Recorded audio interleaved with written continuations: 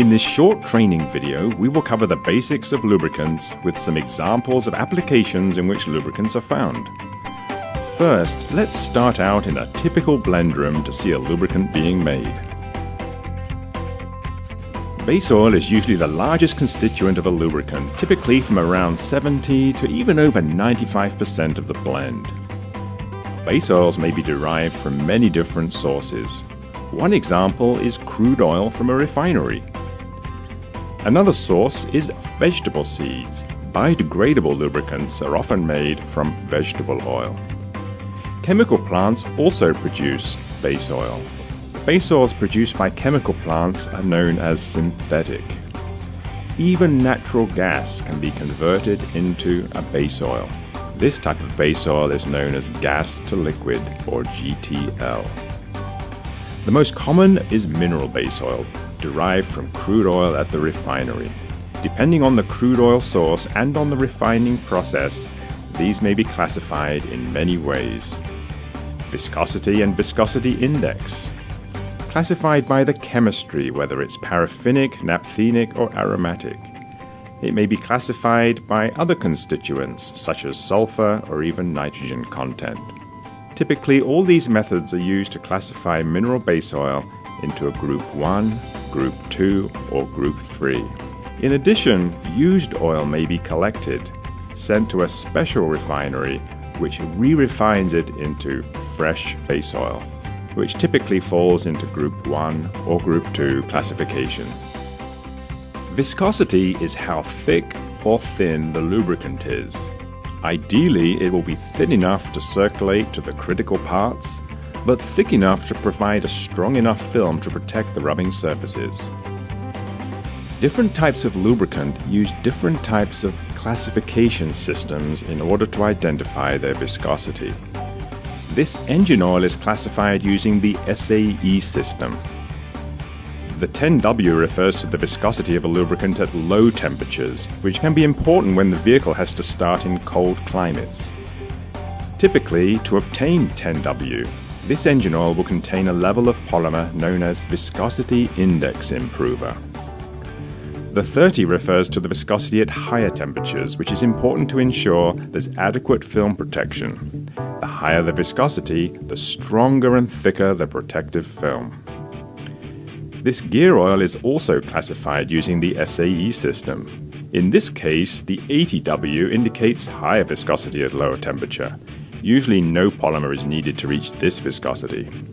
The 90 refers to quite a viscous or thick lubricant, even at higher temperatures. This is normally required for gears and axle protection. This hydraulic oil is classified by the ISO system. In this case, there's no low temperature designation. Very simply, an ISO 32 is 32 centistokes at 40 Celsius. Centistokes are the unit of measure for viscosity. These classifications are important because as a lubricant cools down, it becomes much more viscous and may even stop flowing. As a lubricant heats up, it becomes much less viscous and may even stop forming a strong enough film to protect the surfaces. The rate of change in viscosity with temperature, viscosity index or VI, is an important parameter which is controlled by the selection of base oil and by the polymers added to the blend. The formulator controls the lubricant viscosity and how it changes with temperature by careful selection of the constituents of the blend. Some base oils actually contain levels of wax, which can cause solid deposits at low temperatures. In fact, wax used to make candles and cosmetics also comes from refineries. This is controlled by careful selection of the base oil and also by adding small amounts of a special polymer called a pour point depressant. This pour point depressant interacts with the wax and prevents it from crystallizing at too high a temperature. There are many low temperature viscosity tests used to classify lubricants. One of the simplest is called the pour point. This measures the lowest temperature the lubricant will still pour. Viscosity index is a measure of the rate of change of viscosity with temperature. It is also influenced by the selection of base oil. Now it can be further influenced by the use of a special type of polymer known as a viscosity index improver, or VI improver. VI improver is a polymer that may often resemble rubber. For convenience, this rubber is usually dissolved in some sort of base oil so that it may be easier to add or mix into the blend. One important thing that the formulator has to take into account is that these VI improvers are on the molecular level extremely long chains of various hydrocarbons. Hydrocarbon is a molecule containing hydrogen and carbon. These chains are so long that in some applications the mechanical action of the moving parts may cause the chains to break up. The polymers then become shorter chains. This impacts the viscosity characteristics of the lubricant. As the polymer chains break up or shear, the viscosity will drop. This phenomena is known as shear stability. There are some standard industry tests used to measure shear stability, and it's usually reported as a percentage or center stroke drop, or even as an index.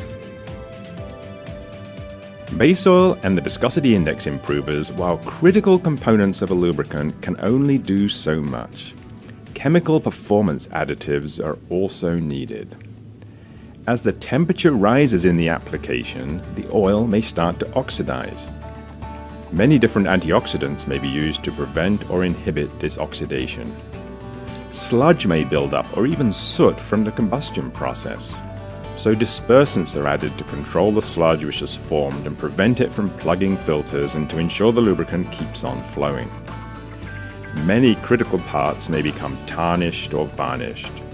That's where detergents are added to control this type of varnish buildup. Detergents are actually very important additives for the lubricant formulator. As well as controlling varnish buildup, many of them are also effective corrosion inhibitors. Some contain a high level of base, which is very useful when you need to control the acid buildup. Acid buildup is often a result of the combustion process in a crankcase. In addition, detergents, sometimes known as soaps, may be used to formulate greases. As loads increase, many parts start to wear or even break. Many different anti-wear and extreme pressure additives are available to control this. As the conditions become wet, parts may corrode.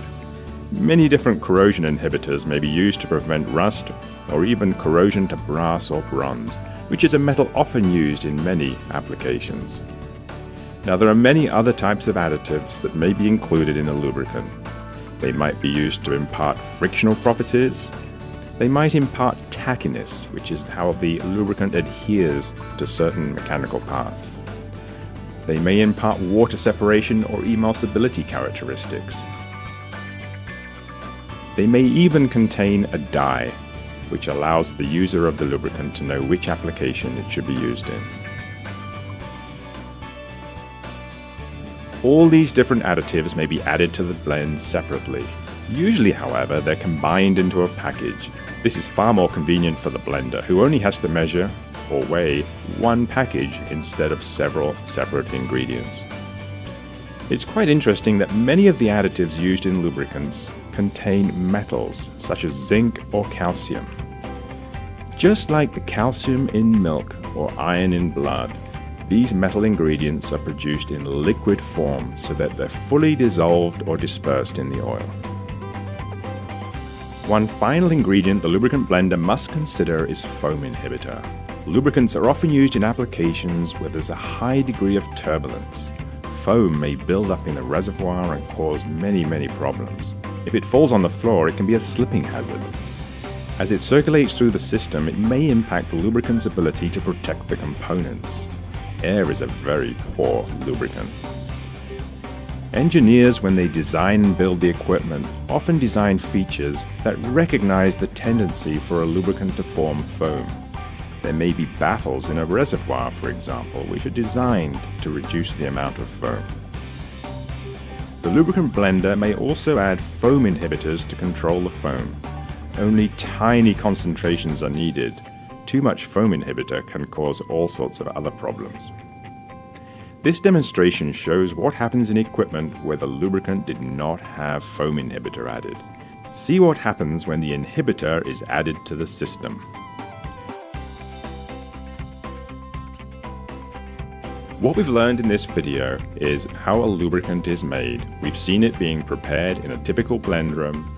We've seen the function of some of the additives that might be used and the importance of viscosity in controlling the lubricant performance.